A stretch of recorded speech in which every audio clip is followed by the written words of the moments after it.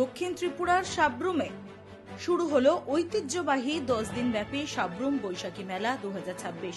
শুক্রবার বিকেল থেকে মেলার মাঠে উপচে পড়া মানুষের ভিড়। শিশু থেকে প্রবীণ সকলের উপস্থিতিতে উৎসবের আবহে রঙিন হয়ে ওঠে গোটা শহর। ত্রিপুরার শিল্প ও বাণিজ্য দপ্তরের মন্ত্রী শান্তনা চাকমা আনুষ্ঠানিকভাবে মেলার উদ্বোধন করেন। পরে তিনি কবিগুরু রবীন্দ্রনাথ ঠাকুরের প্রতিকৃতিতে পুষ্পার্ঘ্য অর্পণ করে শ্রদ্ধা জানান। মন্ত্রী আগামী 10 দিন শান্তিপূর্ণ ও সৌহার্দ্যপূর্ণ পরিবেশে মেলা সম্পন্ন করার মন্ত্রী শান্তনা চাকমা আগামী 10 দিন শান্তিপূর্ণ ও সৌহার্দ্যপূর্ণ পরিবেশে মেলা সম্পন্ন করার আহ্বান জানান। অনুষ্ঠানে উপস্থিত ছিলেন দক্ষিণ জেলা পরিষদের সভাধিপতি দীপক দত্ত, বিধায়ক মাইলাফ্রু মক, sports councillor chairman Dipayan Chowdhury সহ একাধিক বিশিষ্ট ব্যক্তিরা। মেলার সভাপতিত্ব করেন সাব্রুম নগর পঞ্চায়েতের চেয়ারপারসন রমা পোদ্দার দে। স্বাগত ভাষণে মহকুমা শাসক সুমন রক্ষিত বলেন, সাব্রুম বৈশাখী মেলা শুধু উৎসব নয়, এটি এলাকার সংস্কৃতি, সম্প্রীতি ও ঐতিহ্যের প্রতীক। সমগ্র ত্রিপুরাবাসীকে আজকে বিশ্বকবি রবীন্দ্রনাথ ঠাকুরের জন্মজয়ন্তী, তার উপলক্ষে অনেক অনেক ধন্যবাদ জ্ঞাপন করছি এবং শুভেচ্ছা জানাচ্ছি। আজকে আমি সাব্রুমে উপস্থিত হয়েছি। আপনারা জানেন এখানে 10 দিন ব্যাপী এখানে বৈশাখী মেলার আজকে উদ্বোধনী। তো আজকের মেলায় আমি উপস্থিত হতে পেরেছি, যেহেতু আজকে আমাদের বিশ্বকবি রবীন্দ্রনাথ ঠাকুরের জন্ম জয়ন্তী এবং পাশাপাশি বৈশাখী মেলার উদ্বোধন। তার জন্য আমি নিজেকে ধন্য বলে মনে করছি। আজকে একটা সুন্দর দিনে আমি এখানে উপস্থিত হতে পেরেছি।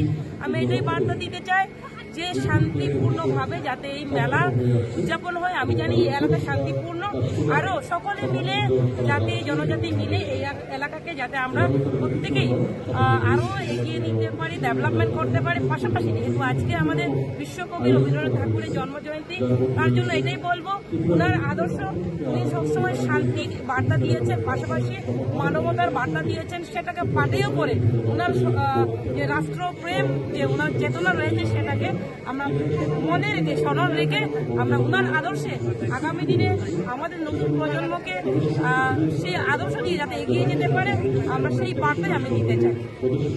বিশ্বকবি রবীন্দ্রনাথ ঠাকুরের যে জন্মজয়ন্তী আজকের পূর্ণতিথিতে, আজকে গুরুত্বপূর্ণ দিনে, এই আমাদের যে শুভ দিনে আমি যে সাব্রুম এলাকাতে এই প্রোগ্রামে উপস্থিত হতে পেরেছি, তার জন্য আমি নিজেকে অনেক ধন্য বলে মনে করছি। যে আজকের এই আমাদের ভারতবাসী হিসেবে গর্ব করা আমাদের প্রত্যেকেরই দরকার। যেহেতু আমরা ভারতবাসী, আমাদের ভারতবর্ষে যে সংস্কৃতি রয়েছে, সেই সংস্কৃতিকে আমাদের মান্যতা দিয়ে এগিয়ে যাওয়া এবং আমাদের নতুন প্রজন্মকে আমাদের ভারতবর্ষের সংস্কৃতি সম্বন্ধে অবগত হওয়া দরকার। আপনারা প্রত্যেকে অবগত রয়েছেন, বিশ্বকবি রবীন্দ্রনাথ ঠাকুর আজকের দিনে জন্মগ্রহণ করেছেন।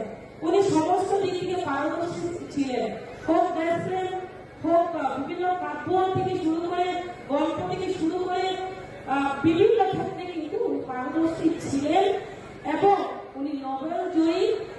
তার পাশাপাশি যদি আমরা লক্ষ্য করি যে সমস্ত জায়গাতে আজকে যে আমরা ভারতের কথা যখন আমরা ভারতবাসী হিসেবে মনে করি, যখনই আমরা ভারতবাসী হিসেবে সুনাগরিক হিসেবে আমাদের মনে করা দরকার এবং আমরা মনে রাখি যে আজকে আমাদের জাতীয় সঙ্গীত, সেই জাতীয় সঙ্গীত কিন্তু ওনার রচনা।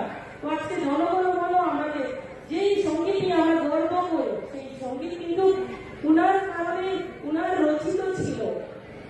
তার জন্য আমি মনে করি প্রত্যেকেরই দরকার যে ওনাকে স্মরণ করা এবং আমাদের ভারতবর্ষে যে মহাপুরুষরা রয়েছেন, যারা দেশের জন্য আত্মবলিদান হয়েছেন, তাদেরকে স্মরণ করা, মহাপুরুষদের যে জীবনী আমাদের জেনে নেওয়া অত্যন্ত প্রয়োজন। পাশাপাশি আমি বলতে চাইব, আজকের এই সুন্দর দিনে আমরা এখানে উপস্থিত